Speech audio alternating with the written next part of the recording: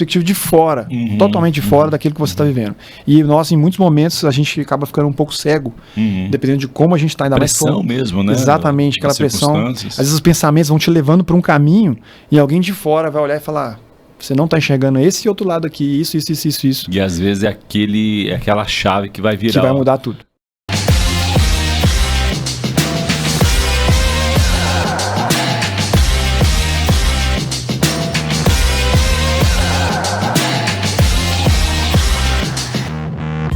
Bem-vindos a mais um podcast do Tela Negócios e Missões. Você já sabe, é onde a gente se encontra para falar de cosmovisão bíblica acerca do mundo dos negócios. É como o cristão faz negócios com a lente ajustada do Espírito Santo. É a visão de levar o reino através daquilo que fazemos, não só nas empresas, mas através das empresas, né? E aí a gente vai discutir bastante sobre mordomia e as histórias que envolvem, né, ou que recheiam esse bolo chamado mordomia.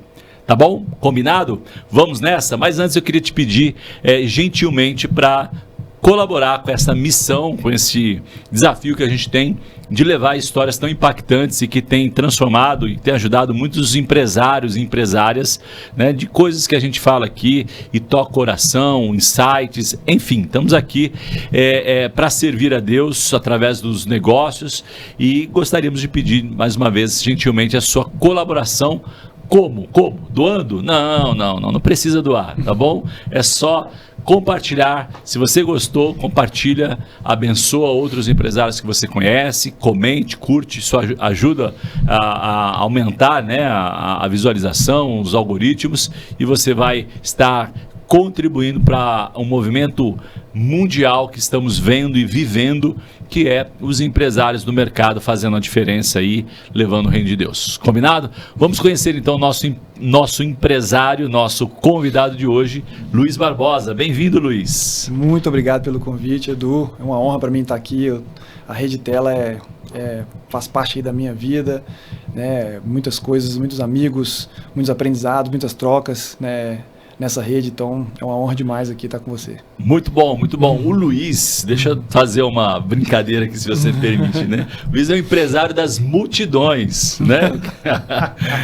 Provavelmente, se você foi a algum evento cristão nos últimos 2, 3 anos, muito provavelmente, uma grande probabilidade de que você tenha acessado o e-inscrição, não é isso, Luiz? É isso tenha aí, feito a inscrição, por isso que eu estou brincando das multidões, dos eventos, mas tem ainda uma outra empresa que vai exponencializar aí esse alcance e esse serviço no final do dia, né? É um serviço, Deus chamou o Luiz, ele vai contar um pouco da história, repercutir um pouco do testemunho dele também, como Deus tem chamado ele para servir a igreja e transformando isso num negócio do reino e para o reino. Beleza? Deixa eu só, antes de caminharmos, né, continuarmos, não posso esquecer, você é casado com a dona Carolina, pai do Pedro e do Gabriel. Então, o pessoal lá de casa prestigia e também compartilha, né? Vamos juntos nessa história. Você fundou também uma outra empresa, que é uma história meio diferente, né? Fundar duas empresas juntos. Você fundou a Inscrição e fundou a Atos 6. Foi mais ou menos concomitante, Luiz? Um ano e pouquinho depois a Atos 6. Primeiro a Inscrição em 2012, em 2013 a Atos 6. Atos 6 e depois ele vai contar também aqui que incorporou aí ao business da InChurch. Então, ou seja, você veja que de alguma forma a mão do Luiz está tocando a sua mão através aí de alguma ferramenta que serve à igreja. Certo, Luiz? É verdade. Muito bom. Luiz, vamos contar um pouquinho de onde você veio, né? Como o Luiz, o cara da tecnologia, programador.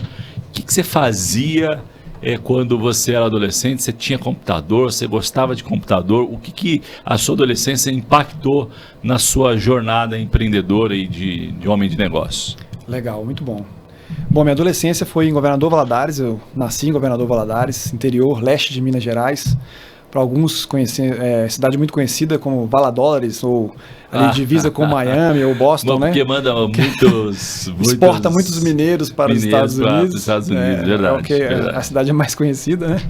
Infelizmente, que é só por isso, mas tudo bem. Mas então minha adolescência, infância e adolescência foi toda lá. Você não quis ir, não se sentiu não. tentado, não? Pra ir pra lá, morar lá, não. Infelizmente, ficou, né? Infelizmente a maioria, né, dos que vão, não todos, mas muitos que vão lá, vão ilegalmente e tal, tentar a vida lá. É uma realidade triste, uma realidade difícil aqui, então mas não é tão simples assim. Você já tinha um coração ali temente ao Senhor, que ele era o Deus do seu futuro, caminho, né? Muito bom, muito bom. Era esse o caminho, né? Então, mas na minha adolescência eu já comecei a trabalhar com meu pai ali. Meu pai foi representante de materiais de azulejo, cerâmica, acabamentos. Depois ele abriu uma loja é comerciante, então. Comerciante. Daí talvez tenha vindo esse tino para o negócio. Exatamente. Apetite. E ele meu pai teve uma vida muito difícil, assim, sempre muito trabalhador. Então, aquele comércio, né? Na época tá boa, na época tá ruim, aqueles ciclos, eu via aquilo tudo vendo ele. Mas ele sempre muito, muito batalhador, né? Cristão também, Luiz? Meu pai se converteu quando eu era adolescente, né? E aí ele se tornou cristão. Mas a minha mãe que sempre foi a base cristã na família, assim, porque quando eu tinha 4 anos de idade, a minha mãe se converteu e então eu sou cristão desde pequenininho. Ela me levava na igreja desde pequeno, eu e minhas irmãs, mais novas que eu. Então hoje nós 3 somos muito firmes, assim, né, em Cristo, principalmente pela base dela, né, que nos levava à igreja todo domingo de manhã, de noite, e versículo à noite. Culto. Sua mentora espiritual. Essa é minha mãe. Muito bom. Mas e aí, você gostava de programação já desde a adolescência? Então, eu não gostava de programação. Como que aconteceu? Eu tinha um tio, que na verdade tenho esse tio, né, ainda, ele é 3 anos mais velho que eu, então ele era a minha referência ali. Então a gente vivia como irmãos, assim, próximos, né? E ele queria fazer medicina, estudou para fazer medicina, inclusive ele hoje é médico. E aí eu falei, eu quero ser médico também, porque era a minha referência. Sim. Só com 15 anos de idade, numa mostra profissional, num evento da escola, eu fiz aquele examezinho do dedo lá, desmaiei, teve um problema, não vou demorar aqui, delongar aqui, mas enfim. Percebi que negócio de sangue não era comigo. Era com você, aí eu falei, peraí, então eu vou pensar numa outra alternativa. Aí eu gostava muito, naquela época eu gostava muito de ficar fuçando no computador do meu pai, da loja do meu pai, nem tinha computador lá em casa. Eu ia de bicicleta para a loja do meu pai no fim de semana, só para ficar usando o computador lá. E aí eu ficava jogando joguinho, acessando a internet de escada ainda, no modem. E aí no fim de semana eu podia ir, porque não era caro, porque vai ser... Sim. Era um pulso só, né? Era uma... Então... Chegou a frequentar Lan House também, Luiz? Lan House também. E ali eu me apaixonei pelo computador. Falei, gente, o que eu mais gosto disso aqui é descobrir coisas no computador, criar coisas e tal. Nada de sangue, de cortar. Não é minha praia. E aí eu comecei a ir para esse viés e decidi fazer computação. E com 17 anos eu fiz vestibular na UFMG, lá em BH. E assim eu mudei para Belo Horizonte com 17 anos e comecei a estudar computação. E ali minha cabeça explodiu ali, com esse foco de ali aprendendo a programar, minha cabeça começou sempre a ser muito intuitiva de ver um problema ou ver algo que é demorado, lento ou muito trabalhoso. E simplificar, automatizar. Mente lógica. Muito programador lógico. Muito lógico, né? Simplifica, encurta os caminhos. Exatamente. Muito bom. Ô Luiz, você tem uma história um pouco diferente, mesmo tendo aí um pai empreendedor, né? Normalmente o filho dá continuidade ao negócio do pai ou se sente inspirado e vai empreender. Como um bom brasileiro, né? Às vezes vende Fusca, às vezes junto com um amigo e vai com a cara e coragem. Mas você teve uma trajetória um pouco diferente, porque você foi primeiro para o mercado corporativo, você foi se desenvolver. A pergunta, portanto, aí, por que você não seguiu aí os passos do empreendedorismo do seu pai e você decidiu trabalhar no mundo corporativo? Muita paulada, o seu pai levou muita paulada e você sentiu colateralmente?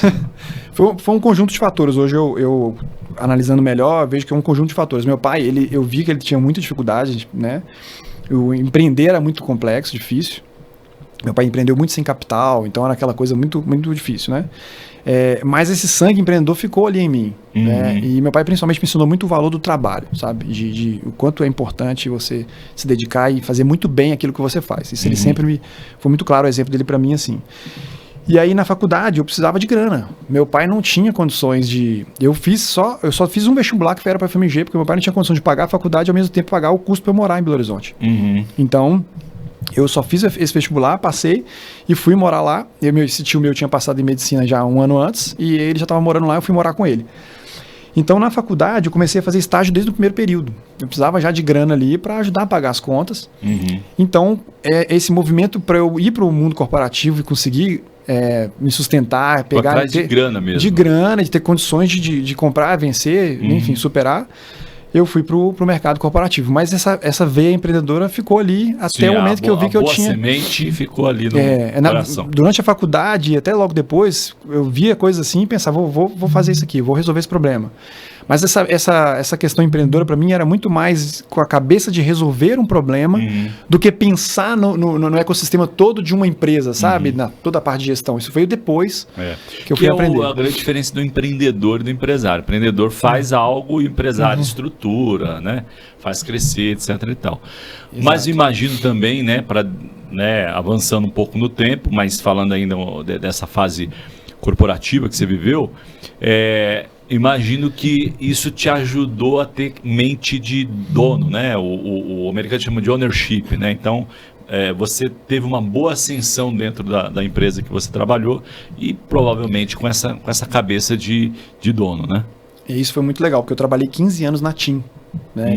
Numa empresa de telecomunicações muito grande. Praticamente você trabalhou só lá, né? Só lá. Eu fiz estágio antes e depois trabalhei só lá. E lá aí foi dentro subindo. Mas foram muitas empresas dentro de uma só. Por quê? Porque eu comecei em Belo Horizonte em 2002, depois em 2006 eu fui para o Rio.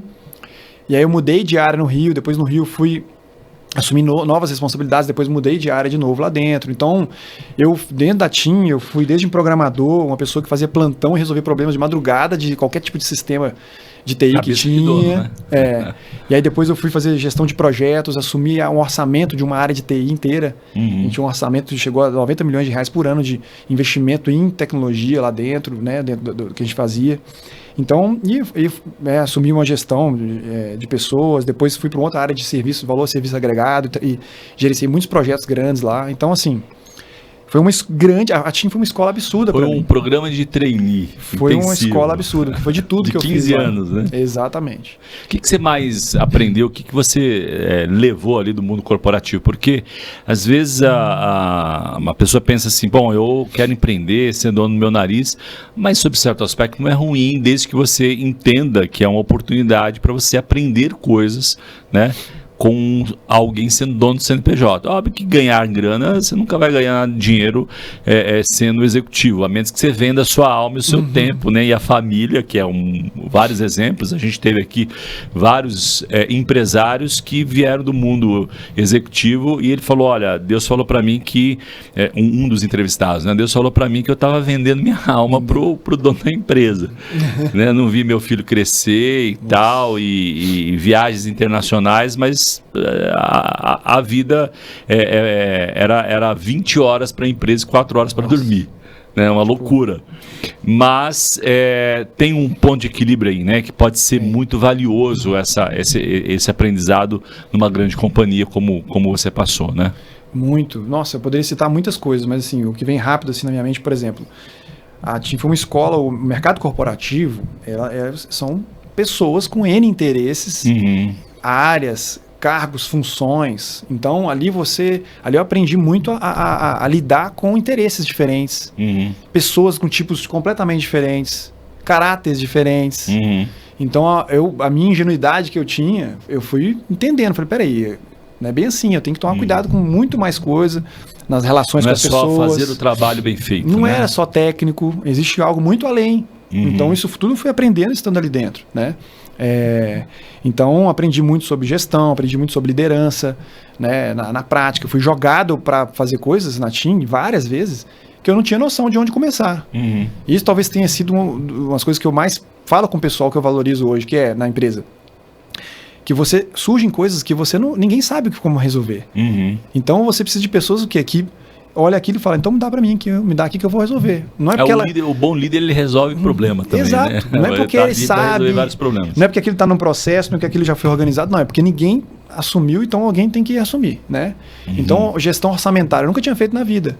E aí, um meu gerente saiu da empresa, e o outro que assumiu também nunca tinha feito. Falou, Luiz, eu vi que ninguém estava fazendo, então eu falei, dá aqui que eu vou saber fazer. E aí eu fui entender tudo sobre aquilo, orçamento anual e tal, aprendi um monte de coisa. Então, essa proatividade de assumir, de resolver problemas, eu acho que é uma das coisas que eu mais aprendi também, assim, lá.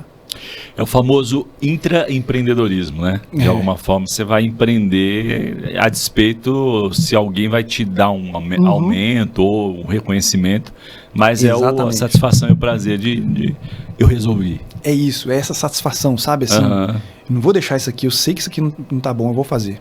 Deixa eu fazer um corte aqui, e a gente naturalmente faz aqui, provavelmente a maior parte da audiência é de empresários, mas eu sei também que existem pessoas que ainda estão no mundo corporativo, jovens, né, desejando empreender. Então eu queria aproveitar essa oportunidade sua, esse gancho, Luiz, e dizer o seguinte: você tem uma ótima oportunidade dentro do teu negócio de ser um intraempreendedor, né? Sobretudo ao fato de ser cristão, né? Eu vou dar um spoiler aqui, não sei se você vai citar no final, mas é um dos textos meus preferidos, né? De Colossenses 3, que diz que tudo que a gente faz tem que ser para o Senhor. Isso, sob certo aspecto, e aí não uma crítica, né, para a igreja brasileira de hoje e tal, que vive crises e problemas, não é o nosso fórum aqui, mas se a igreja brasileira, se os cristãos, deixa a igreja de lado para não parecer hater aqui, mas se os cristãos médios brasileiros entendessem Colossenses 3, o jogo mudava. Né? O jogo do empreendedorismo, o jogo político, né? Ou seja, todos os jogos que demandam essa compreensão de que não é para o chefe, né? Não é para ganhar dinheiro, é para Deus em primeiro lugar, né, Luiz? E essa satisfação de fazer isso, eu acho que esse é o ponto, assim, a alegria e a satisfação de você falar, caramba, isso aqui foi muito bem feito, isso aqui Excelência, eu participei, isso aqui eu contribuí para resolver, eu acho que esse é o ponto, né? E quando que você entendeu que chegou o fim do seu ciclo ali no mundo corporativo e você falou, não, tá na hora agora de subir na montanha-russa, né? Porque empreender é um pouco de montanha-russa, dá um frio na barriga, né? Você fala, cara, eu vou trocar um salário desse por R$0 no dia, ainda tem um monte de funcionário. Surgiu esse frio na barriga, essa dúvida? Muito. Meu pai foi contra, falou, cara, você já construiu tanta coisa na TIM, você já conhece tudo aí dentro, você tá dominando aí, para que você vai inventar moda? Você tem um salário muito bom, né? E tal, é reconhecido e tudo, então, mas o que mais me fez refletir sobre isso é porque eu não entendia que ali era o meu propósito mais. Essa dedicação toda que eu entregava ali. E quando eu olhava principalmente os diretores, algumas pessoas que estavam, assim, era um lugar que eu gostaria de alcançar, e eu comecei a ver a vida desses caras e como eles faziam as coisas, não me enchia os olhos mais, sabe? Eu não quero ser igual a esse cara. Workaholic? Muito. Um pouco disso que eu falei também, né? Vendeu quase todo o banco de horas da vida por um negócio. Tinha uns perfis diferentes. Você tinha um workaholic que ficava lá bem cedo até o fim da noite, trabalhando. E o outro perfil que era aquele cara corporativista que descobriu as manhas do mundo corporativo e chegou lá pela politicagem, aquela coisa toda, mas não era um cara competente. Então, isso também me deixava bem chateado, assim, porque eu nunca consegui fazer isso, sabe? Eu nunca... Então, esses dois perfis eram os perfis muitos que estavam lá em cima. Então, eu pensava, poxa, ou muito marqueteiro demais e não era nada daquilo que se vendia. Então, eu falei, eu não vou ser esses caras, não quero ser esses caras, eu tô dando minha vida aqui por uma coisa que não me enche meus olhos mais. E aí minha chave começou a virar e em paralelo, vou contar aqui também, eu estava servindo a igreja e vendo problemas, vendo potenciais oportunidades ali de ajudar a igreja servindo mesmo, né? Então foi servindo na igreja que nasceram as soluções que eu criei. E aí eu comecei a fazer isso voluntariamente. Isso você tinha quantos anos na época? Então, eu fui para o Rio em 2006, pela TIM também, já trabalhava aqui, fui para lá, tinha uma oportunidade muito grande lá, e eu comecei a frequentar uma igreja lá em 2007, chamava Igreja Batista Central da Barra da Tijuca, que hoje virou a Igreja Batista Atitude. Era uma igreja pequena na época, de 200 e poucas pessoas, hoje tem mais de 40 mil membros, e mais de 84 igrejas espalhadas aqui fora do Brasil. Então, quando eu cheguei lá, eu comecei a servir ali na igreja. Eu tinha com 2006, eu tinha 24 anos. 24 anos. Eu casei... Era um jovenzinho, né? Eu casei em agosto de 2006 e na lua de mel eu negociei com a TIM de ir pro Rio. Então eu cheguei, fiquei um mês com a minha esposa e fomos embora pro Rio e vamos lá. Um lugar que eu nunca imaginei que eu iria na minha vida, que era o Rio de Janeiro. Que coisa, né? Mas a oportunidade pela TIM também era muito boa de crescimento. Então fazia sentido me arriscar e, enfim, viver essa experiência. Então, eu estava nessa idade mais ou menos aí eu comecei a resolver os problemas da igreja, de evento, do que era? Aí eu cheguei na igreja em 2007, fevereiro de 2007, fui para uma célula, que era um grupo pequeno ali na casa do pastor, pastor Josué, pastorzão. E poucos meses depois eu abri uma primeira célula de jovens na época, né? Com a minha esposa e mais 2 pessoas, 2 amigas. E no início de 2008 assumi a juventude da igreja, a liderança da juventude da igreja com um grande amigo, pastor também, Hannes, que era seminarista na época da igreja. Ele era então o pastor de jovens e eu o líder de jovens. E ali nessa jornada comecei a gerenciar os eventos da juventude, fazia festas, retiros, acampamentos, igreja grande, conferência. Crescendo. E a igreja estava começando a crescer mais rápido por causa da visão celular. A visão celular foi uma coisa que foi muito forte na igreja, né? E isso eu comecei a fazer esses eventos e vivia a dor de um líder de uma igreja que faz eventos. Levar o dinheiro do pessoal todo para casa domingo. Eita, pacotão de dinheiro. O pessoal 50. dava cheque. E jovem não tinha dinheiro, né? Cheque ainda? Cheque. Era época cheque. Já tive cheque de jovem que voltou, porque eu tinha que ir lá na financeira da secretária da igreja, voltou uma o cheque. Trabalheira enorme. Enorme. E aí fazia tudo em planilha, aí as pessoas vinham pagar no final do culto, ficava com o computador aberto, pagava R$10, anotava lá, fulano, inscrição de parcelinha. E aí não era assim, 30, 60, 90, né? O jovem, arrumei tanto aqui com fulano, já põe minha inscrição aí, eu vou. Que loucura. Tudo manual. Então, essa vivência manual, eu falei, caramba, isso aqui não tem como mais ser manual. Depois de um tempo fazendo isso manualmente, eu falei, meu Deus, isso aqui é... Você entendeu que isso demanda. também era uma dor de outras igrejas. De milhares de igrejas. Quando essa ficha caiu, eu falei, milhares de igrejas fazem isso. Não tinha plataforma. Aí você pensou, tem um negócio aqui. Foi aí. Mas isso, só fui fazer isso lá em 2011. Que eu realmente pensei, isso é um negócio. Tava na TIM, isso tudo tava na TIM.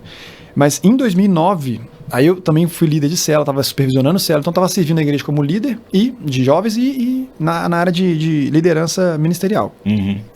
Como as células começaram a crescer muito, meu pastor começou a pedir relatório, começou a querer saber, essas células estão boas, não estão boas, estão saudáveis, tem gente indo, tem visitante ainda, não tem?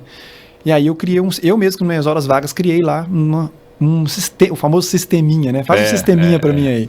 Boa. Eu criei só para ajudar a igreja mesmo. E os líderes iam lá semanalmente preencher os dados. Tantos visitantes, tantas pessoas foram, tal, e dava lá um relatório básico e sabia toda semana como é que estavam as células. Daí, esse foi o início do Ato 6, que é a outra empresa que eu criei depois da inscrição. Mas eu fiz isso aí só como voluntário mesmo. Mas a inscrição em 2010 para 2011, eu fui percebendo e comecei a fazer uma análise do mercado, vendo que tinha milhares de igrejas. E aí eu decidi, não, vou empreender. Vou empreender aí de 2011 para 2012. A empresa nasceu em janeiro de 2012 oficialmente. E aí você estava trabalhando na TIM e não foi ainda full time? Eu não tinha grana, só a grana que eu tinha ali que só juntando da TIM. Então eu não tinha essa cabeça de poder pegar investimento fora também, eu nunca pensava nisso. E eu comecei a empresa investindo com o meu próprio recurso, né? Com o meu próprio salário mesmo, grana que eu juntei. Então eu contratei um desenvolvedor, aí começou a desenvolver, depois contratei uma pessoa para ajudar no suporte. No início o suporte era só eu que fazia venda, que fazia tudo. E em intervalos, horário de almoço, às vezes eu fazia uma reunião com alguém no horário do almoço. E sábado, e domingo, fim de semana. Jornada dupla. Jornada dupla ali. Foi assim que tudo começou e foi crescendo devagarinho. E quando que você decidiu, falou assim, não, eu vou pular nesse barco aqui e Deus está comigo? Eu hoje reconheço que eu deveria ter feito isso antes, né? Depois que passa é mais fácil você analisar. O que aconteceu, você acha? Faltou um pouquinho de fé? Faltou, eu queria garantir muito que as coisas aqui tivessem bem boas para eu poder sair do outro lado, sabe? Então faltou um salto de fé maior. Tem um lado bom, porque eu fiz isso de uma maneira muito estruturada. Quando eu saí da TIM, tinha 15 pessoas trabalhando para mim. Uau! Na Ato 6, na inscrição. Já estava bombando a empresa. Então já tinha um volume, já tinha gente, né? Então, assim, mas mesmo assim, tive que dar um passo de fé. Mas eu fui segurando o máximo que eu conseguia. E aí, até quando chegou em 2016, em outubro mais ou menos de 2016, eu tive uma gastrite nervosa, um negócio tipo assim, que eu nunca tinha tido na minha vida. Passei muito mal e tal. E aí o diagnóstico foi, você tá com isso é emocional. Você tá com estresse. Você tá com estresse. A cabeça tava refletindo, tava no limite. Tava matando o corpo. Exatamente. Aí aquilo me fez parar e pensar, não tô conciliando isso aqui, já não tem lógica nenhuma mais. Isso aqui é insano. Não, é loucura, né? 15 funcionários, você sendo funcionário... Não tinha sentido mais. E aí, e com os 2 filhos já, o Pedro já tinha nascido em 2012, quando a inscrição nasceu também, e o Gabriel em 2015. Então, 2 filhos, 2 empresas. Parecendo o pai do Cris, né? Dois empregos. E na igreja, ainda servindo muito na igreja e tal. Então, assim, depois disso eu falei, realmente, não tem como, eu tenho que sair. Aí eu pedi meu gestor da TIM para me desligar, conversei com ele e tal. No final das contas, a gente chegou num acordo, consegui sair lá só no início de 2017. Aí foi quando eu comecei a dedicação 100% nas empresas, né, na Ato 6 e na inscrição. Hoje eu vejo que se eu tivesse saído antes, eu teria antecipado, talvez. Muitas coisas. A empresa teria crescido muito mais rápido. Não tenho dúvida. É um desafio também, né? Você empreender e também entender o time. Porque às vezes a pessoa pode perder o time e você, graças a Deus, não né, teve um delay, mas às vezes a pessoa deixa a oportunidade passar e perde o time, né, dependendo Luiz? do que acontece, perde e já era. E aí fala, poxa, mas não consigo, mas Deus colocou o cavalo ali. O cavalo passou, como diz o ditado, e a pessoa não aproveitou, né? Exatamente. Então, para entender, né, quem eventualmente ainda não conhece o Inscrição, explica um pouquinho mais o que é o Inscrição, o que ele faz, como ele abençoa, né, como eu disse inicialmente, as igrejas, e por que ele é tão necessário para, na minha visão, né? E eu não estou ganhando nenhuma comissão aqui, né? Mas ele é uma ferramenta absolutamente necessária para toda e qualquer igreja do Brasil e, quem sabe, aí uma profecia sobre os seus negócios do mundo, né? Amém, recebo. Já estamos lá fora. Boa, a nossa empresa já está funcionando nos Estados Unidos e também em Portugal, na Europa. Então, a gente deu esse passo. Então já largou a estaca das tendas aí. Boa, já estamos rodando lá. Os primeiros clientes já estão fazendo eventos lá fora. Muito bom. É um passo que a gente deu agora no final do ano para o início desse ano aí. Muito bacana. Então, explica um pouquinho o que é o Inscrição, como que ele funciona. Então, a Inscrição ela é uma plataforma para gestão de eventos. Então, ela é uma plataforma que ajuda em todas as etapas na gestão de um evento. A igreja ela tem essa característica de tentar fazer as coisas muito de maneira manual ou de maneira amadora. Né? Você vê isso em vários processos dentro da igreja. Então, geralmente é algo que o mundo corporativo ou outras áreas se profissionalizam, a igreja ela vem depois fazendo isso. Ela está sempre alguns passos atrás. 2 ou mais passos atrás. Então, na área de gestão de eventos aconteceu a mesma coisa. Então, tem igrejas até hoje que fazem eventos recebendo dinheiro na mão, na igreja, fazendo tudo anotado, tudo planilhinha, tudo manualmente. Então, o que a inscrição veio fazer? Ela veio profissionalizar e trazer excelência e simplificar absurdamente o trabalho de um organizador de evento da igreja. E você tem dentro da igreja Ministério de Casais, que faz muito evento, jovens, crianças, empreendedores, homens. Então, assim, conferências para a igreja inteira, né, área da família. Então, as igrejas fazem muitos eventos, geralmente. Né? E a inscrição veio para automatizar muitos desses processos que são feitos manual e trazer muito mais excelência no trabalho. Tirar um peso de quem está ali, porque ele tem que pensar em tanta coisa para fazer um evento. O evento é algo muito desafiador. Então a inscrição veio para ajudar desde a divulgação, as pessoas conhecerem e saberem do seu evento, chegar nas pessoas do seu evento, todo o processo de inscrições, receber os pagamentos, né, online, com várias formas de pagamentos. Dá também uma transparência, né, ali, que você centraliza. Segurança, transparência. As pessoas da igreja, há um tempo atrás, todo mundo ficava com o dinheiro das pessoas na mão de evento. E no final, como é que era a prestação de contas disso? Pagou tanto para o fornecedor, tanto para o preletor, tanto para o retiro, tanto para...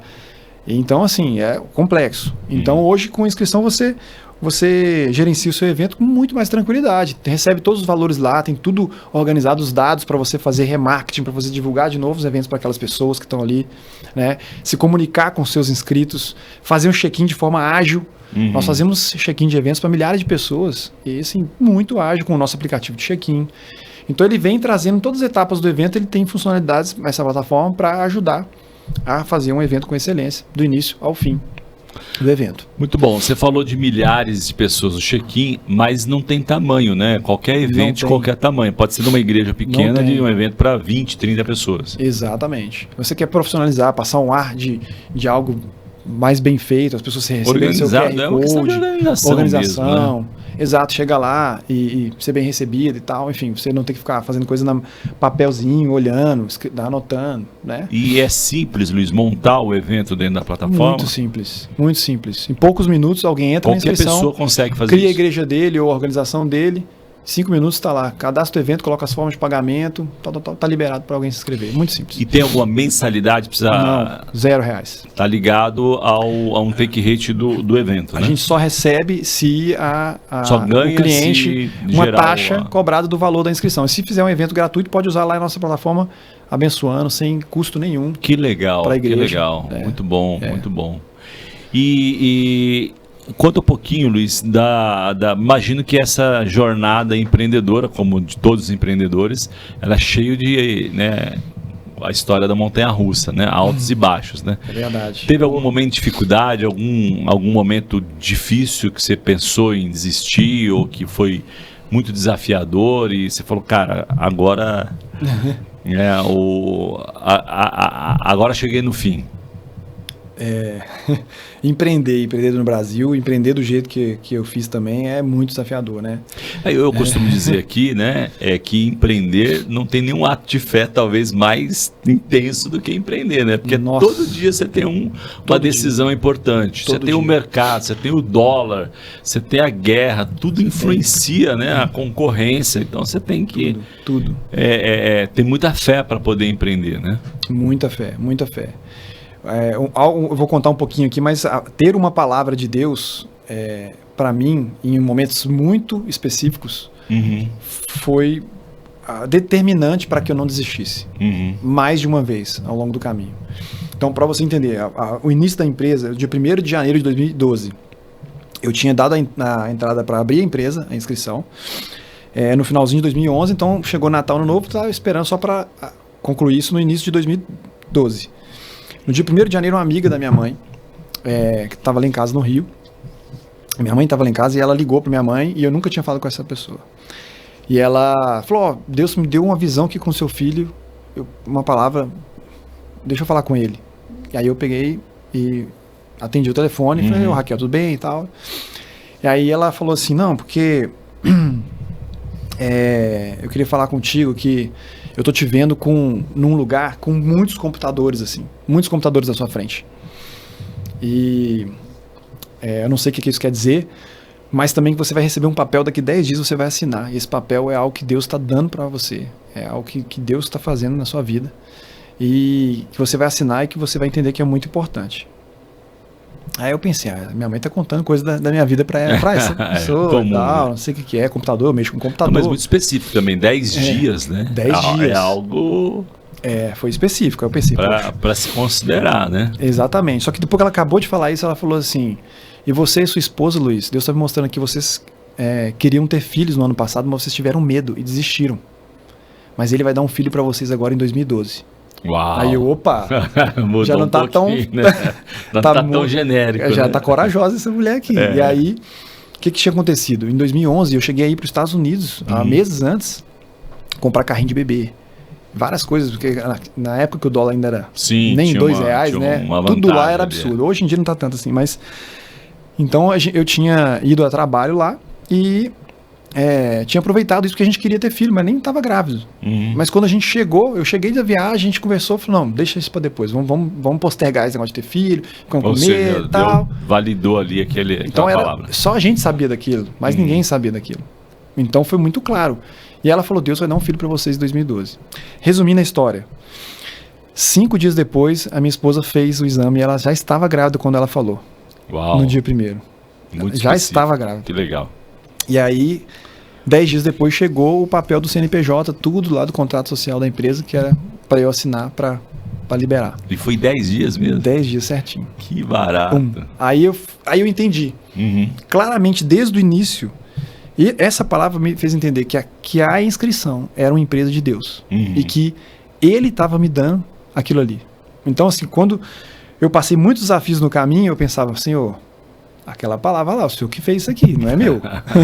É teu. Boa. Então, não, é importante, né? A Bíblia tem um versículo muito legal que diz que você precisa trazer à memória aquilo que te dá esperança. Exatamente. Né? E nada mais poderoso para nos dar esperança do que uma direção clara de Deus, né? Acerca daquilo que a gente está fazendo, que envolve propósito, né? Que traz clareza, que traz paz. Então, Sim. Super especial. Isso fez muita diferença para minha jornada, e foram várias vezes que eu pensei, meu Deus do céu, muitos momentos, né? Em cada fase você tem dificuldades diferentes. Então, mas teve algum momento específico que você falou assim, cara, agora diria meu pai, acorda, roeu, né? Já era. Então, para nós, o momento mais caótico de todos foi o momento da pandemia, né? Você imagina que verdade. Eventos, para muitos, né? muitos tipos de áreas aconteceu isso, né? Mas também uma oportunidade de muitos milagres, né? Sim.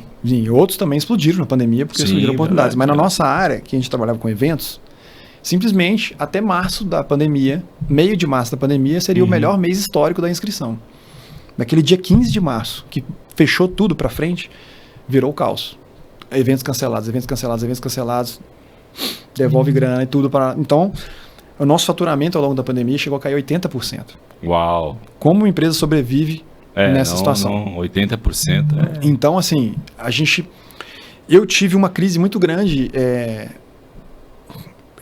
emocional, porque eu passei a primeira etapa da pandemia, eu não queria aceitar aquilo.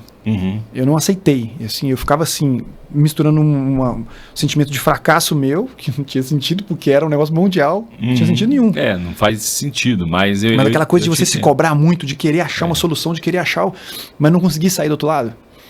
Eu li um artigo que a diretora do Eventbrite, que é a maior plataforma de eventos do mundo, ela mandou um artigo no LinkedIn, isso em abril da pandemia, um mês depois, falando, olha, eu demiti 49 pessoas das 50 do escritório do Eventbrite no Brasil, sabendo que eu também seria demitida. O Eventbrite fechou as operações no Brasil, desligou todo mundo do Brasil, das 50 pessoas que tinha. Porque o core business talvez tenha sido uma das empresas, dos segmentos mais afetados, né? Não tem evento, não tem, caixa zero. Cai tudo. Então, quando eu vi isso, eu falei, peraí. E aí eu também li um outro artigo de um cara que falou assim, olha, no momento de crise você não demora para tomar decisões, você tem que ser rápido. E eu estava tentando processar e não estava tomando uma ação. Mas você chegou a pensar em fechar tudo?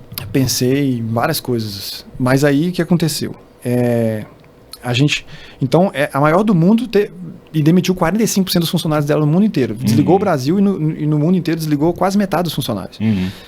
Aí fizemos muitos cálculos, etc e tal, e vi, isso já foi de abril para maio, que como a gente tinha Ato 6 ela ainda era uma empresa que ainda dependia de aporte financeiro nessa época, e a inscrição, eu fazia esse aporte muito através da inscrição.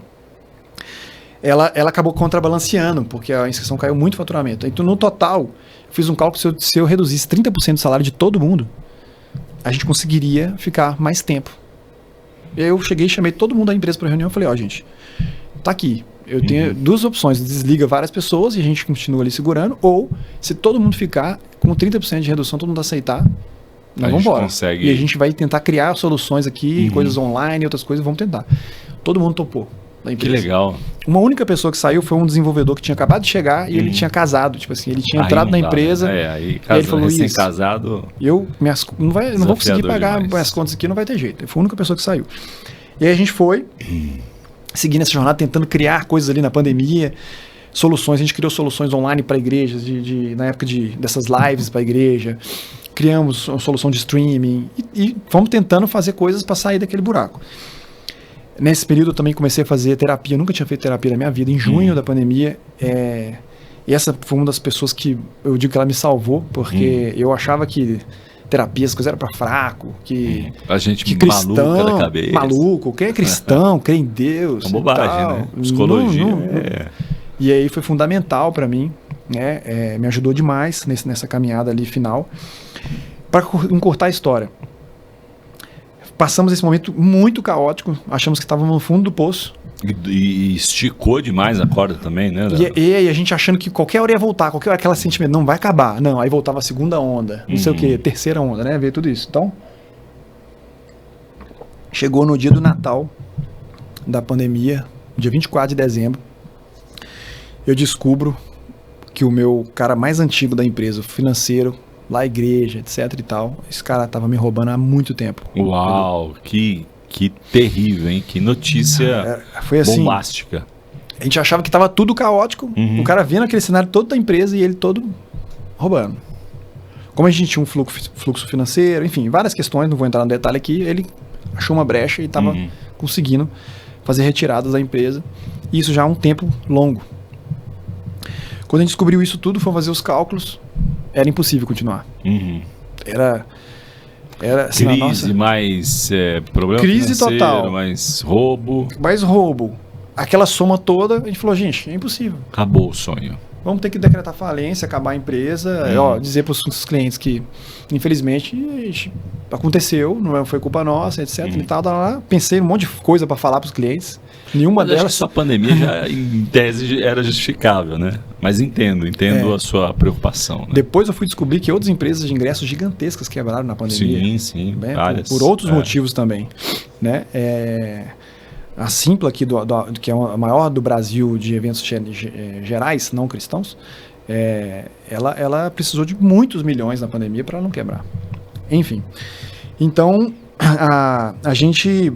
eu fui com a minha esposa para o Rio, fizemos todo aquele processo burocrático de entender tudo, levantar planilhas, etc. E voltamos só para o Réveillon de novo. Ficamos uma semana inteira lá. Voltamos porque a gente estava em Belo Horizonte de férias, como descobrimos isso. E aí a gente viu que assim... Era inviável. Era inviável. E aí, no dia 1º de janeiro de 2021, Deus me deu uma palavra. Sabe aquela palavra que veio assim? Eu tava desesperado, completamente desesperado. Falei, Senhor, e aí? E a palavra veio no Deuteronômio 8. O capítulo 8 de Deuteronômio falava: fui eu que deixei você passar por isso, meu filho. Fui eu que estava fazendo isso. Eu deixei você passar no deserto para provar o seu coração, para testar o seu coração. Mas eu te sustentei com maná. Você chegou até aqui. E aí ele vem falando pro povo ali, que passou no deserto, que foi ele que, como pai que corrige o filho, ele estava fazendo aquilo. E depois ele fala, mas vai chegar um tempo que você vai chegar na Terra Prometida. Vai chegar um tempo que você vai lá chegar, vai ter riachos, vão ter, né, plantações, você vai colher, tal. Ele vai falando que vai acontecer aquilo tudo. E aí no final ele fala assim: e saiba que quando você tiver construído casa, se você estiver morando num lugar legal, se você estiver bem lá na frente, fui eu que fiz isso tudo. Fui eu que fiz isso tudo. Nunca se esqueça. Ele fala, nunca se esqueça. Que fui eu, ainda fala lá o que vai acontecer. Essa palavra veio como uma flecha no meu coração. Aí eu falei, cara, eu não posso desistir. Porque, sob certo aspecto, uma resposta, né? Era a resposta. Era a direção. Eu falei, e o que tinha acontecido? Aquele tempo que eu estava muito mal emocionalmente, e tinha outros motivos. Em 2019 eu comprei a parte do ato 6 do meu outro sócio, foi muito difícil a negociação. Aí veio a pandemia, depois veio isso, foi um conjunto de coisas. A famosa tempestade perfeita, né? Que estava me arrebentando. E ali, o que eu estava fazendo? Eu cheguei nessa época, Edu, a me comparar com Jó. Olha o meu nível que eu cheguei. Uau! O que eu estava fazendo com Deus? E o que eu fiz com Deus?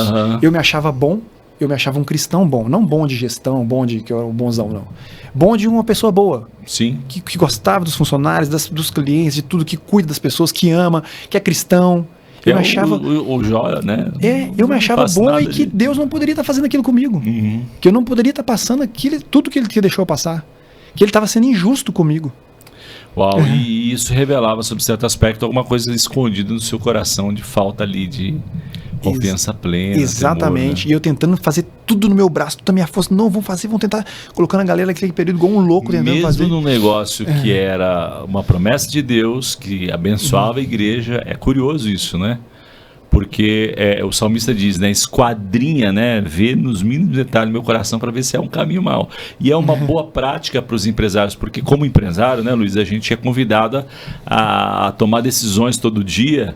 E eu já ouvi testemunho, eu sou um testemunho, que às vezes você toma decisão e você fala, ih, rapaz, eu não orei. Não orei. Né? Mas continua aí.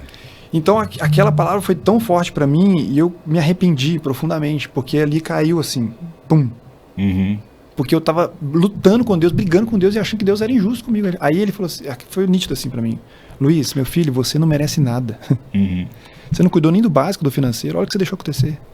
Você não conseguiu enxergar isso acontecendo na sua frente. Filho, agora é o momento de você... Então assim, foi aquela correção do pai que ama para mim. Então aquilo que tava doendo virou um alívio. Não, foi meu pai que tava me corrigindo, ele me ensinou. Que legal. Aí mudou, a mentalidade toda mudou. Eu falei, Senhor, então se o Senhor deixou e o Senhor tá me dando a promessa, então não é para eu desistir. Me perdoe. Me perdoe que agora eu vou entregar tudo de verdade ao Senhor. Agora eu entendi. Tudo é do Senhor, tudo vem do Senhor, não é na minha inteligência, não é na minha força, eu não sou digno de nada. Aí essa virada foi, assim, muito forte para mim, sabe?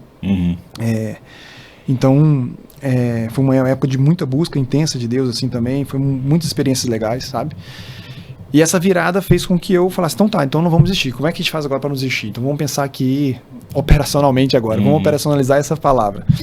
A minha esposa falou assim, Luiz, vou trabalhar contigo. Minha esposa tinha saído da Vale, tinha parado de trabalhar ela trabalhou muitos anos na Vale e outras empresas também, e com a chegada do Gabriel em 2015, ela largou tudo para cuidar das crianças.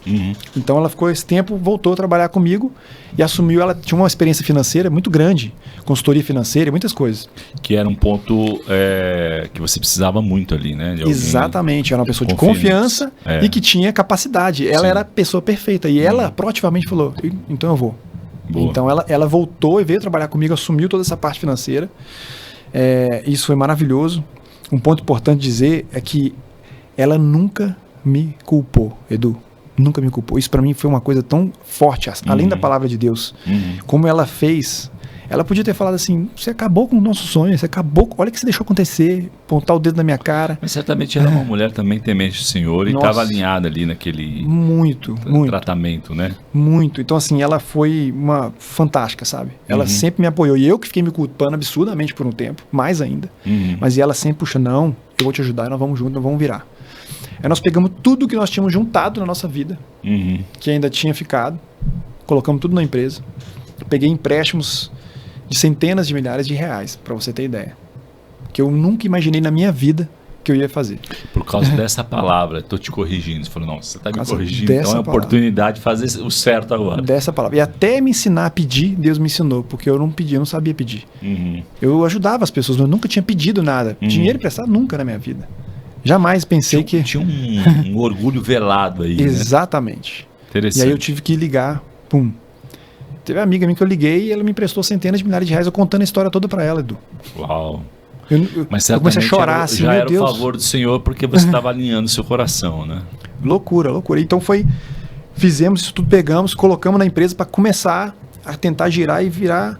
E aí a pandemia passando meses e meses, até que no segundo semestre de 2021 a pandemia começou a voltar os eventos, começaram a voltar os eventos, a gente em 2021 recuperou um pedaço, um pouco, estabilizamos, e aí de 2022 para frente é inexplicável o que aconteceu com a gente. Glória da segunda casa. E aí, só para ter uma ideia de grandeza, de crescimento, o que aconteceu? Dobrou? Em 2022, a gente cresceu 150%. Uau. Nós quase triplicamos. Em 2023, nós dobramos de tamanho. Em 2024, nós dobramos de tamanho de novo. E agora, em 2025, nós estamos praticamente dobrando de novo já. Uau. É inexplicável. Antes do meio 4 anos seguidos, dobrando. Que legal, que legal. É só favor milagre. do Senhor, né? Mudou a chave ali. E é interessante, né? Porque às vezes a gente atribui a dinheiro, a solução, ao conhecimento técnico, né? Ou até mesmo uma promessa. Deus me deu esse negócio, não vai quebrar, né? Mas olha como o coração ele é importante, né? E a gente fala bastante disso na Rede Tela e também aqui no podcast, que o coração ele é mais ajustado, ele é mais valioso do que um investidor anjo multimilionário, né? É isso aí. Tá ali conectado ao propósito de que Deus quer fazer na nossa vida, através da nossa vida. Que história bacana, testemunho poderoso. Legal, né? Legal que Deus fez. Só ele. Muito legal. Só ele. Muito legal. E esse novo desafio agora, que é o Avivar, que é o maior marketplace da América Latina de eventos cristãos, é isso? Que é um pouco diferente. Uma coisa é você fazer o evento, outra coisa é tipo um Simpla, seria um correspondente aí? Ele é mais que um Simpla, porque a inscrição ela não tinha um marketplace, ou seja, um lugar onde todos possam ver os eventos que estão acontecendo na inscrição. Então, isso tem em algumas plataformas de eventos, que é o seu próprio marketplace. Sim. O Avivar, ele nasceu já sendo um agregador de eventos cristãos. Então, ele é um marketplace, só que ele não é um marketplace só de uma plataforma. Então, não são só os eventos cristãos da inscrição que estão no Avivar. Legal. Exatamente. Entendi, então, claro, o Avivar ele tem uma inteligência artificial, um mecanismo de inteligência artificial que vão em outros sites, buscam e procuram eventos cristãos e ele consolida os eventos cristãos todos nele lá. Então, ele busca em outras plataformas, em outros lugares. Então, hoje ele é o maior portal de eventos cristãos, temos mais de 3.000, 4.000 eventos lá. Fica variando ao longo do tempo, né, os eventos. Então, hoje é um lugar que não existia antes. Mas a pessoa, o organizador do evento, não precisa nem cadastrar lá. Nada, é tudo automático. Que legal. O IA resolveu o problema de dezenas de funcionários dos dois lados, eventualmente. Exatamente. Ele não precisa, a pessoa não precisa cadastrar nada lá. E o cristão não tinha no Brasil um lugar assim, poxa, eu tô aqui na minha cidade, quero ver a banda tal, quero ouvir uma palavra do pastor tal, um pastor que é conhecido, ou o que está acontecendo aqui perto de mim, uma conferência para mulheres, estou precisando de uma palavra para mulher, uma palavra de empreendedor cristão. Que legal, e a gente sabe quanto isso é poderoso, né? Muito, você tem muitos filtros que essas plataformas genéricas, elas têm filtro lá, religião, você vê lá todo tipo de coisa. Aqui no Avivai é o único que você tem assim, nichado para empreendedor, para conferências de crianças, que legal. Família, de casa. Então, assim, é um marketplace disparado maior do Brasil, não tem nada parecido, que um cristão, é feito pro cristão, não pro organizador de evento. Para o cristão brasileiro, encontrar experiências que vão transformar a vida dele. Né? E, bom, eu sou um testemunho de como eu sou abençoado quando eu vou em um evento, né? Evento traz um chacoalhar, insights, tantas coisas, né? É verdade. E ter uma ferramenta dessa ajuda, né? Às vezes, eu imagino também que deva ser um valor poderoso para cidades menores, porque a gente está em São Paulo, a gente tem que dizer não para mais coisa que não, tem. Né? Do que, não, vou nesse evento. Mas quando você sai talvez aqui do eixo São Paulo, Rio de Janeiro, que deve ser o centro, né?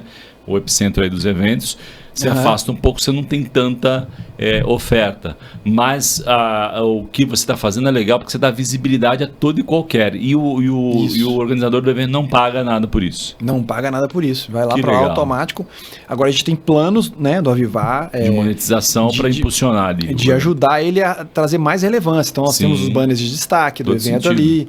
Nós temos o nosso pessoal de marketing que pode ajudar a fazer campanhas para o evento dele ali. E também fazer posts, fazer postagens. E ajudar ele nessa divulgação. Aí é um serviço personalizado à parte para potencializar e vender mais, na verdade, no final das contas, ajudá-lo a vender mais as inscrições e os ingressos do evento dele. E tem aplicativo? Dá para baixar um aplicativo? Não, o Avivar não tem um app e a princípio a gente entende que por enquanto não, né? A gente tem visto assim, uma tendência de diminuir o uso de aplicativos, principalmente se você não precisa ter aquele aplicativo. Então ele entra no site, dá o serviço aí, o pessoal da produção vai colocar aqui embaixo, porque o Avivar, inclusive, é um jeito meio diferente de escrever, né? Fala pra gente como que acessa e provavelmente lá deve ter algum menu de filtros, etc. Exatamente. Né? Avivar com H no final.com.br. E aí, Aviva H. Aviva H, o H é para trazer o avivar. É aquela coisa de vivo mesmo. De fazer acontecer, né? Entendeu? Então ele dá aquele up no final. Maravilha. Você falou de inteligência artificial, né? E eu queria que você repercutisse um pouco dessa visão. Por óbvio, você tem uma empresa de tecnologia que Deus te confiou aí como CEO, né? Mas eu tenho repercutido aqui que a inteligência artificial é um divisor de águas ou de eras, né? É muito mais até do que a internet, porque a internet ela veio incrementar, dar visibilidade. A inteligência artificial ela exponencializa possibilidades e encurta, né, processos que custariam muito caro e que estariam selecionados a determinados tipos de empresa. E aí a inteligência artificial, IA, como a gente chama, né, ela resolve tudo isso, bota num pacote de prompt e super multiplica. Como é que é a sua visão que a inteligência artificial pode ser usada em qualquer negócio? É uma pergunta, portanto. E ainda uma parte B dessa pergunta, se a igreja tem entendido e se aproveitado dessa oportunidade. Nossa, muito bom. Bom, em relação ao uso de negócio da IA, ela, para mim, quem já tem negócio e não está usando a IA já com uma frequência, está atrasado. Meu filho de 12 anos tem o ChatGPT e eu motivo ele a usar o ChatGPT para Que é essa mudança comportamental várias mesmo, né? coisas que ele quiser. Eu não vejo como uma coisa ruim, não. A criança vai fazer o trabalho para ela, não. Eu acho que ele tem que aprender a usar tecnologia, extrair dali o melhor. E eu acho muito legal quando eu vejo as pesquisas que ele faz, de coisas assim, inusitadas, assim, desde uma coisa de videogame. De alguma forma vai estimulando o jeito de pensar, né? Um jeito de... exatamente. Então, esses dias a gente mora num condomínio que tem um condomínio que tem uma área verde muito legal, assim, e tem no fundo tem um galinheiro. E aí nasceram os pintinhos, com defeito. E aí, umas menininhas lá com os meus filhos pegaram e falaram, nós vamos cuidar deles por um tempo aqui, se eles ficarem bons, nós vamos devolver. E aí ele foi lá no ChatGPT pesquisar sobre como cuidar dos bichinhos, que tem a perna assim, assado, que as perninhas dele não estavam ficando em pé, sabe? Tava assim. Sim. E aí ele foi pesquisar tudo no ChatGPT, entendeu? Então, que legal. Poxa, é legal demais. Então, assim, eu acho que temos que motivar o uso da tecnologia pro lado bom, né? Na empresa nós usamos em marketing, usamos em vendas, usamos em produto, desenvolvemos, nós temos um squad na nossa empresa de tecnologia que só cria coisas de IA. Que legal. A inscrição já está lançando agora, nós vamos lançar esse mês. É uma funcionalidade que você está fazendo no seu evento. Você pegar lá o vídeo das palestras todas do seu evento e jogar dentro da inscrição, na nossa IA, ela vai devolver com um mapa mental do resumo daquela palestra, ou daquela palavra do pastor, um e-book para você em PDF, você só pegar e colar e mandar para os seus participantes do evento. Muito útil. E shorts do vídeo dele, se você quiser pegar e colocar nas redes sociais. Só pegar e jogar lá. Vai entregar isso. Isso é um agregador aí, né? Agrega muito pro evento. Muito. Então, isso a gente tem um time só desenvolvendo coisas, soluções a partir da IA. Então, hoje, assim, a área de vendas que não usa, a área de pré-vendas, marketing, decisões importantes que quer tomar, pesquisas. Quem não está usando está sendo minimamente muito mais lento do que quem está usando. A IA, minimamente tá isso. Porque a IA ela traz para mim a questão da velocidade das coisas. Sim, então, verdade. o tempo que você... Encurta demais, Encurta demais. Esses dias eu peguei uma planilha com várias abas e eu queria fazer um gráfico comparativo. Eu não fiz o gráfico no Excel. Eu peguei um Excel e joguei para dentro da IA e comecei a fazer perguntas para ela e pedi para ela gerar gráficos específicos para mim. Muito legal. Incrível. Ela trouxe o gráfico pronto que eu queria. Então, assim, ela pode trazer insights a partir dos dados que você coloca lá. É muita coisa, entendeu? Então, assim... Quem não está usando, já tá bem atrás já. Então, se você aproveitar o gancho aí, se você não quiser ficar bem atrás, né, ou eventualmente ficar fora disso, pode eventualmente custar o teu próprio negócio, né, a evolução do negócio. Então, a gente recomenda um parceiro aqui, que é o patrocinador desse podcast, o Wings Group AI. Não é .com e nem BR, é um novo tempo, né?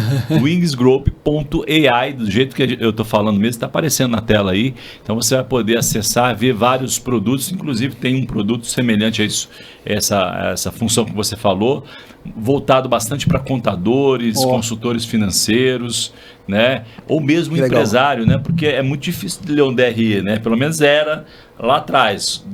Com muita intencionalidade você vai se desenvolvendo. Mas, por exemplo, você pode colocar o DRE dos últimos 4, 5 anos e fazer perguntas e ele te devolver comparativos dos dados. Super simples. Insights. De uma forma bem prática, né? Muito legal. Existem escritórios de contabilidade, tem mais de 1.000 clientes. Como é que você concilia as informações e dá ali pro empresário, né? E o produto chama SmartFin, tem revolucionado aí vários escritórios de contabilidade. O pessoal está bem contente com essa solução de inteligência artificial. Então, se você é um desses, bacana, né, que está precisando otimizar o seu tempo aí, ganhar escala e inteligência, Wings Group AI, tá bom? Luiz, estamos indo para o final aqui. Como eu sempre faço aqui, ou as perguntas que eu sempre deixo, né, para inspirar quem está nos ouvindo, assistindo. Que livro você recomendaria, tirando a Bíblia, né, que é o centro, né, do cristão, da informação, da inspiração, mas que livro te impactou nessa sua jornada empreendedora? Nossa, muitos livros impactaram. Mas se tivesse que escolher um, que livro você escolheria? Um livro que mexeu muito comigo, assim, que foi muito forte para mim, de muitos insights, é um livro do Ben Horowitz, chamado O Lado Difícil das situações difíceis. Uau! É o lado difícil das situações difíceis. Leu quando? Você leu quando você estava em dificuldade? Não. Eu li esse livro tem muitos anos. Não foi nesse período, não. Não foi foi antes. nesse período? Foi antes. Então foi antes. Deus já estava com carinho te preparando. Foi antes. A estrutura do seu pensamento ali. E é muito legal esse livro porque ele conta as histórias que ele passou, assim, muito complexas. E mostrando como que o empreendedor tem que tomar decisões tão difíceis. Né? Assim, ele diz, tomar decisões difíceis. Se eu não fizer isso aqui, a empresa está quebrando. Precisa de tanto para sair. O que eu faço? A empresa está crescendo muito. Tem que demitir. Ele fala de muitas decisões difíceis que a gente tem que tomar no dia a dia como empreendedor. Então, foi assim, muito direto, muito prático para mim. Né? Porque às vezes a gente demora para tomar algumas decisões porque elas são difíceis. E ao contrário, a gente tem que tomar a decisão rápida, porque quanto mais passar, talvez maior o problema vai ficando. Você já deu spoiler do livro, mas vale ler o livro, né? Não, tem que ler o livro. Não deixe de ler o livro. O lado difícil das situações difíceis. Muito bom. Deve ter na Amazon, né? Tem, muito com antigo, certeza. Não, né? Com certeza. Tem português e tudo. Muito bom. Luiz, que conselho você daria para alguém que está na dificuldade e fala assim, cara, eu vou desistir? Nossa... Olhando aqui para a sua lente aqui, ó, dando um conselho aí para um empresário que está precisando de um avivar na vida dela ali, uma palavra rema para poder trazer um ânimo novo do Senhor. Conselhos para você que está passando um momento difícil na sua empresa ou tem que tomar decisões difíceis. Primeiro, busque uma palavra do Senhor. Você precisa de uma palavra.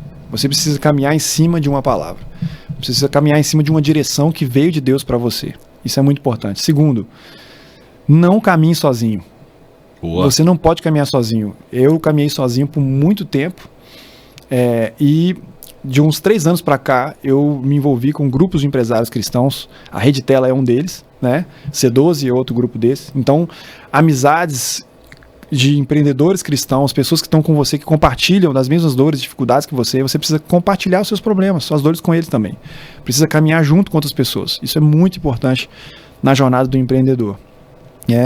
E o terceiro, você precisa de mentores também. Não caminhar com amigos e empreendedores, mas uma pessoa que é uma cobertura ali, que vai te ajudar espiritualmente, te ajudar de outras formas. Mentores são extremamente importantes. Então, essas são as principais conselhos aí. Ter uma outra perspectiva, né? Isso, uma perspectiva de fora, totalmente de fora daquilo que você está vivendo.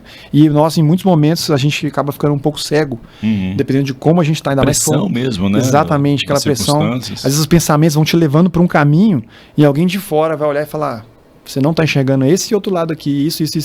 E às vezes é aquela chave que vai virar. Que vai mudar tudo. Muito bom. Tem um dos versículos que eu gosto muito na Bíblia é Provérbios 16, né? Que fala que na multidão de conselhos há sabedoria. Muito bom. Luiz, última pergunta aqui, passou super rápido, né? Um testemunho impactante aí, né? Parabéns por estar servindo as igrejas do Brasil e do mundo, né? E fazendo esse papel relevante aí, que alguém precisava ocupar esse espaço. Que bom que é um cristão, poderia ser um não cristão, né? Verdade. Vendo o nicho, a oportunidade de negócio, mas que bom que é uma empresa do reino aí, promovendo esse movimento, essa bênção que é esse suporte que você tem dado através da inscrição e agora do Avivar. Mas, Luiz, hoje, a última pergunta que eu te faço, qual é o seu sonho grande? Mas precisa ser aquele sonho grande mesmo, que só Deus para realizar. Meu pai, e essa foi impactante agora, hein? Para finalizar? Para finalizar com chave de ouro aí. Talvez eu vou, não sei se vai ser exatamente o que você imaginava, mas assim, eu não tenho tido mais um sonho. Meu maior sonho agora é relacionado à minha família. Meu maior sonho é relacionado aos meus filhos, principalmente.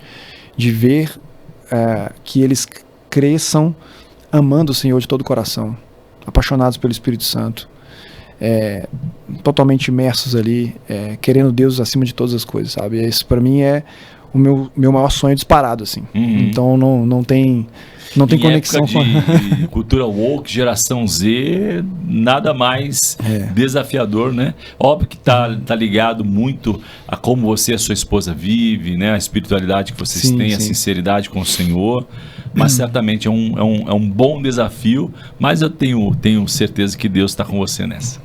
Amém. Será realizado. Amém. Luiz, muito obrigado mais uma vez pela sua participação. E eu sempre lembro no final de que sucesso é muito mais do que lucro financeiro, né, Luiz? Muito mais. É a palavra de Deus que faz a diferença, né? Então é sobre isso, né? É muito mais do que lucro financeiro. É sobre impactar vidas como o Luiz tem feito através do E-Inscrição, do Avivar, dos seus filhos, né? E em tudo isso, poder glorificar a Deus. Muito obrigado pela sua audiência. Não esqueça de curtir, comentar e compartilhar. Muito obrigado. O que você está fazendo por vocação? Você precisa entender qual a sua vocação. Indo ou ficando, vá para aquilo que Deus quer que seja feito. Você não vai ficar rico porque teve uma boa ideia simplesmente. Você vai ficar rico porque tem um propósito. Minorias, é o que eu chamaria de mercados étnicos. Agronegócio, água, tecnologia, globalização. Eu sugeriria a área da sustentabilidade. Por que as empresas têm investido tanto em sustentabilidade? Será que não é pela fidelização dos consumidores? O que tem se desenvolvido mais rapidamente, categorias como moda, como saúde e beleza, como casa e decoração. E, finalmente, a área de energia. Nós estamos diante de um cenário em que a gente tem as mudanças culturais e tecnológicas muito importantes. Essa mudança de cenário tem desafiado a igreja a ter conhecimentos específicos e saber utilizar essas ferramentas para a glória de Deus. O Tela Masterclass é, para mim, exemplar nesse sentido.